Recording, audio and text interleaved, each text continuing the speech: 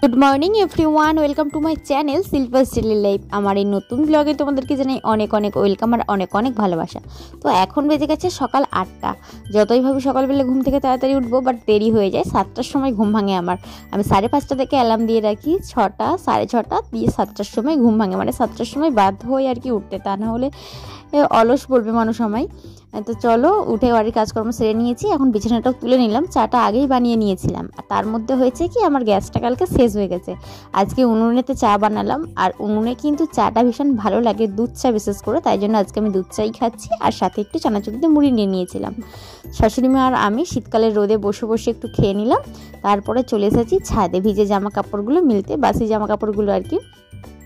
তো সেগুলো মেলে দিচ্ছি, আর বেশ ভালো রোদ উঠেছে। কদিন কিন্তু গরমটা পড়ে গেছে, ঠান্ডাটা আর নেই। তো চাদর টাদর গায়ে দিতে লাগছে না, যদিও এখন মাঘ মাস, জানি না ঠান্ডাটা একেবারে চলে গেল কি না, বাট এখন যেন রোদটা একদম ফাল্গুন মাসের মতো। আবার হয়তো ঠান্ডা পড়তেও পারে, ওয়েদারের কথা এখন বলাই চলে না। এখন বাজে প্রায় 9টা, আর আমি এখন আসলাম ছাদে, চা খেতে বসেছিলাম, তো ওখানেই বসে রয়ে গেছিলাম। 9টা বেজে গেল, এসে ভিজে জামা কাপড়গুলো মেলে দিলাম। আর কলেজ তো এখন যাচ্ছি না, ভেবেছি এই সপ্তাহটা যাবোই না একেবারে, কারণ এক সপ্তাহে ছুটি, বাড়িতে কাজকর্মগুলো করব। তো কলেজের কোর্সটা একটু শেষ হয়ে এসেছে, বাট টিচিং দেওয়ার কথা আমাদের অন্য স্কুলে 3 মাস, বাট সেটার নোটিশ এখনও পাচ্ছি না। বলে অন্য স্কুলে টিচিং দিতে যাবো, বাট এখনও আসছে না, তো সেই জন্য খুব একটা বেশি কলেজে আর যাচ্ছি না। আর এমনি অ্যাসাইনমেন্টগুলো দিয়েছে, সেগুলোই বানাতে হবে। আর হয়তো 6 মাস হারে কলেজটা, তারপরে কলেজটা কমপ্লিট হয়ে যাবে, ব্যাস পড়াশোনার ইতি। চলো কাজকর্মগুলো করে নিই। আর কালকে জামা কাপড় অনেকগুলো কেচেছিলাম, সেগুলো ভাঁজ করা হয়নি, চেয়ারে সমস্তগুলো রেখে দিয়েছি। সেগুলো ভাঁজ টাজ করে আয়রন করে রেখে দিই। বেশ কিছু আয়রন করার আছে, বড় জামা কাপড়গুলো আয়রন করে তারপরেই রান্নাটা আজকে বসাবো। চলো, রান্নার জন্য সবজি কাটছিলাম, দেখলাম একজন মেলটা দিতে এসেছে। আর এটা হচ্ছে আমাদের গাড়ি যে কেনা হয়েছিল, সেটার ড্রাইভিং লাইসেন্সটা এতদিন পরে আসলো, তো সেটাই রিসিভ করে নিলাম। আর আজকে দেখো কী কী রান্না করেছি, অনেক কিছু রান্না হয়ে গেছে। আজকে হয়েছে এটা হচ্ছে পিরিং শাকের চচ্চড়ি, আর এখানে করেছি একটু ডাল সেদ্ধ, আর এইদিকে দেখো চুনো মাছ ভাজা, যেটাকে আমি পেঁয়াজ দিয়ে চটকিয়ে মাখাবো। এখানে হয়েছে ধনেপাতার চাটনি, আর একদিকে করেছি ফুলকপি আলুর তরকারি। তো এখন কিন্তু বিকেল 4টেও বাজেনি, দুপুরবেলা আজকে আর ঘুমানো হয়নি। তো তাই ভাবলাম ঘুমায়নি যখন, তাহলে একটু তাড়াতাড়ি ছাদে যাই, ছাদে গিয়ে একটু বসি, সেই জন্য ছাদে চলে আসলাম। আর এই যে মোয়াটা নিয়ে এসেছি, মোয়াটা খাচ্ছি। বর এই সপ্তাহে বাড়ি এসেছিলো যখন, মোয়াটা নিয়ে এসেছিলো। আগের সপ্তাহে তো গিয়েছিলাম বাবার বাড়ি, সেখানে মোয়া নিয়ে গিয়েছিলাম। তো বলছিলাম কি বাড়ি ফেরার সময় মোয়া কিনে নিয়ে আসবো এই বাড়ির জন্য, শ্বশুর বাড়ির জন্য। তারপরে আর আনা হয়নি, অনেকটা রাত্রি হয়ে গেছিলো, চলে এসেছিলাম বাড়ি। তো এই সপ্তাহে বর বাড়ি আসার সময় জিজ্ঞাসা করছে কি নিয়ে যাব। আমার আর মোয়ার কথা খেয়ালও নেই, আমি বলিও নি যে এটা নিয়ে আসো, বাট মনে রেখে নিজে থেকেই নিয়ে এসেছে। এগুলো বেশ ভালো লাগে যে মনে রেখেছিল, আমি এটা বাড়িতেও খেতে চেয়েছিলাম, তাই জন্য বাড়িতে নিয়ে এসেছি। তো কয়েকটা খেয়ে নিয়েছি, আর এই যেটা খাচ্ছি। বাপির তো সুগার আছে, বাপি সেরকম খায় না, মাত্র 1 পিসি বাপিকে দিয়ে দিয়েছিলাম। আর শাশুড়ি মায়েরও শরীরটা কদিন খারাপ ছিল, সেই জন্য খায়নি, আর রেখে দিয়েছি। আমি ঘুরতে ফিরতে খাচ্ছি, বেশ ভালো লাগে এটা খেতে। সবসময় তো পাওয়া যায় না, শীতকালটাতেই পাওয়া যায়, সেই জন্য আর কি। আজকে দুপুরবেলা এই কারণেই ঘুমোইনি, কারণ কি সকালবেলায় তোমাদের সাথে বলছিলাম যে কলেজে টিচিং হওয়ার কথা আছে, বাট নোটিশ দিচ্ছে না, তাই জন্য আমরা যাচ্ছি না। আর দুপুরবেলা তাই জন্য হচ্ছে ঠিক করা হচ্ছিল, বন্ধুরা মিলে ঠিক করছিলাম যে কোন স্কুলে কার টিচিং নিলে সুবিধা হবে। যেহেতু আমাকে রান্না করেই যেতে হয়, কলেজ যেতে হয় রান্না করে, তাই টানা 3 মাস যদি টিচিংও চলে, বাড়িতে আমাকে রান্নাবান্না কমপ্লিট করে তারপরে যেতে হবে। সেই জন্য আমি দূরে কোথাও নিচ্ছি না, আমার বাড়ির সামনে যে প্রাইমারি স্কুল আছে, আমি সেখানটাতেই টিচিংটা নেওয়ার চেষ্টা করছি। তো ওটাই পাঠানো হলো কলেজের টিচারদেরকে, বন্ধু বান্ধবরাও পাঠালো, যারা যেখানে নিতে চাই সেটাই আর কি। তো এই সমস্ত কিছুই দুপুরবেলা সবাই মিলে আলোচনা করছিলাম খাওয়া দাওয়া কমপ্লিট করে, তাই জন্য আর ঘুমানো হয়নি। তার মধ্যে বিকালবেলা দেখলাম একটা নোটিশ কি আমাদের টিচিংটা শুরু হবে, সম্ভবত মার্চের 17 তারিখ পর্যন্ত চলবে। এই মাসের 19 তারিখ থেকে শুরু হয়েছে, বাট কলেজের স্যারেরা এখন আমাদেরকে পাঠায়নি। আজকে হয়ে গেল 21 তারিখ, আর দেখা যাক পরের সপ্তাহ থেকে হয়তো পাঠাতে পারে। বেশ ভালো লাগে, একটা এক্সাইটমেন্ট কাজ করে। যারা ডিএলএড বা বিএড করছে তাদের মধ্যে এই আমার মনে করি যে এই এক্সাইটমেন্টটা কাজ করবে, প্রত্যেকের মধ্যে কাজ করে যে কবে টিচিংয়ে যাব। এই 2 বছরের কোর্সের মধ্যে এটাই একটা খুব ভালো সময়। আবার খুব টাফ সময়ও, কারণ কি ওখানেই থাকে নিজেদেরকে প্রমাণ করার একটা জায়গা।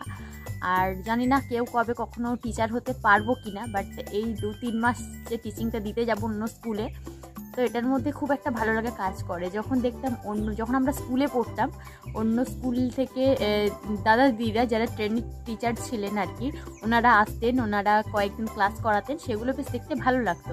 তখন নিজেদের মধ্যেও একটা শখ হতো, আমরা যখন বড় হব, যদি কখনো টিচার হওয়ার ইচ্ছে হয় বা টিচার হতে চাই, তাহলে আমরাও এই ট্রেনিংগুলো করব, আমরাও বাচ্চাদেরকে পড়াতে যাব, এই সমস্ত ইচ্ছেগুলো থাকে। তো সেরকম ইচ্ছেটা আমারও ছিল, আর সেটা দেখা যাক টিচিংটা দিতে যেতে যদি পারি তাহলে তো হালকা হলেও স্বপ্নটা পূরণ হবে। পরবর্তীকালে টিচার হতে পারবো কিনা সেটা না জানলেও এখানে ওই যে দুধের সাথে ঘোলে মেটানোর মতো একটা জায়গা, এটা একটু পূরণ হয়ে যাবে, এ হচ্ছে ব্যাপার।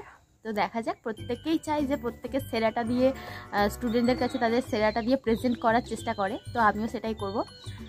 দেখা যাক কি হয়। বেশ ভালো লাগছে আর কি, ভালো লাগে কাজ করছে, কারণ কি যারা হাউসওয়াইফ থাকে, বিয়ের পর পড়াশোনা করছে, তাদেরকে প্রায় অনেকই স্ট্রাগল করে পড়তে হয়, বাড়ির সমস্ত কাজকর্ম সামলাতে হয়, আমাকেও তাই করতে হয়। রান্না বান্না কমপ্লিট করা শুধুমাত্র তো তাই নয়, রুম গোছানো থেকে সমস্ত যাবতীয় কাজ মোটামুটি তো কমপ্লিট করতে হয়, তারপরেও নিজের জন্য সময় বের করে পড়াশোনাটাও করতে হয়। আর যারা এই কোর্সগুলো করে তারা জানে যে এসপি এর খাতা বানানো, অ্যাসাইনমেন্টের খাতা বানানো, তারপরে লেসন প্ল্যান রেডি করা, সমস্ত ক্ষেত্রে না অনেক অনেক চাপ থাকে। হয়তো এক একটা রাত বানাতে বানাতে হয়তো রাত 1টা-2টো পর্যন্ত বেজে যায়, তো তবুও বানাতে হয়, সুন্দর করে বানাতে হয়, এমনকি হেলাফেলা করে বানালে হয় না, ওগুলো সুন্দর করেই বানাতে লাগে। এবার যেই কলেজ যেভাবে দেখে, তো এই আর কি। আর একটা মনের মধ্যে টেনশনও কাজ করছে, কারণ কি এখনও এসপি এর খাতা বানাতে হবে। মাইক্রো টিচিংটা পার্ট 1-এ করেছিলাম, সেটা একটু সহজ ছিল, কম সময়, কিন্তু ম্যাক্রো টিচিংটা যেটা লেসন প্ল্যান বানাতে হয়, সেকেন্ড ইয়ারে বেশি চাপ থাকে, 40টার বেশি লেসন প্ল্যান বানাতে হয়। তো দেখা যাক কি হয়, প্রত্যেক দিন রাত জেগে জেগে বানাতে হবে, তারপর চার্ট বানানোর থাকে, মডেল রেডি করার থাকে, অনেক অনেক কাজকর্ম থাকে। যারা এই সমস্ত কোর্সগুলো করেছে তারা অবশ্যই জানবে। তো দেখা যাক কি হয়। দেখো চলে এসেছি রান্নাঘরে। এইবারে শীতকালে কিন্তু সবজি দিয়ে আমি একদিনও ভেজিটেবিল চপ বানাইনি। আজকে ভাবলাম শীত তোর পায়ে ফুরিয়েই যাচ্ছে, তাহলে আজকে একটু বানিয়েই নিই। তো সেই জন্য দেখো সকালবেলা আমি তরকারিটা তৈরি করে রেখেছিলাম যখন আমি রান্না করছিলাম, আর এই বেলা দেখো ভেজিটেবিল চপ যেইভাবে বানানো হয় সেই রকম শেপটা আমি দিয়ে নিচ্ছি। তো বানাবো, খুব বেশি নয়, অল্প পরিমাণেই বানাচ্ছি, কারণ কি এই আলু টালু দেওয়া থাকে, বিট টিট দেওয়া থাকে, বাপি খুব একটা মানে বাপির খাওয়াটা ঠিক নয়, তারপরেও বছরের 7-2-1বার খাওয়াই হয়ে যায় আর কি। তো দেখো এখানে আমি ভেজে নিচ্ছি, মাত্র 12 পিস মতো করেছিলাম, আমি একবারও বানাইনি, তবে মা বানিয়েছিল একদম শীতের শুরুর দিকে, তখন কিন্তু মা পাঠিয়েছিল আমার জন্য, তখনই খেয়েছিলাম, আর এখন আবার আমি বানালাম। তারপর চলে এসেছি রুমে। বরের জামাগুলো সকালবেলাও যে বললাম আয়রন করবো, বাট নিচে নেমে এসে দেখছিলাম যে কারেন্ট নেই, তখন আয়রন করা হয়নি। আজকে আয়রনটা করে রেখে দিচ্ছি, তা না হলে পরেই থাকবে সারা সপ্তাহ। তো সেই জন্য আজকে আয়রনটা করে নিলাম, সময় আছে যেহেতু, আলসেমি করে তো করা হয় না, সেই জন্য আর কি। তো ভাবলাম আগে আয়রন করি, তারপরে আমি খাওয়া দাওয়া করবো। এই যে তারপরে আমি খাবার নিয়ে বসে গেছি, সুন্দর করে সাজিয়ে নিয়েছি স্যালাড দিয়ে, যাতে সন্ধ্যাবেলায় আমার শসাটাও একটু খাওয়া হলো, আর সাথে ভেজিটেবিলের চপটাও খাওয়া হলো, সাথে চা নিয়ে নিয়েছি। তো চলো আগে চা খাবো, তারপর স্ন্যাক্সটা খাবো। চলো আজকের মতো ভিডিওটা আমি এখানেই শেষ করলাম। কেমন লাগলো অবশ্যই কমেন্ট করে জানিও, যদি ভালো লেগে থাকে লাইক করো, কমেন্ট করো, আর চ্যানেলটিকে সাবস্ক্রাইব করে দিও।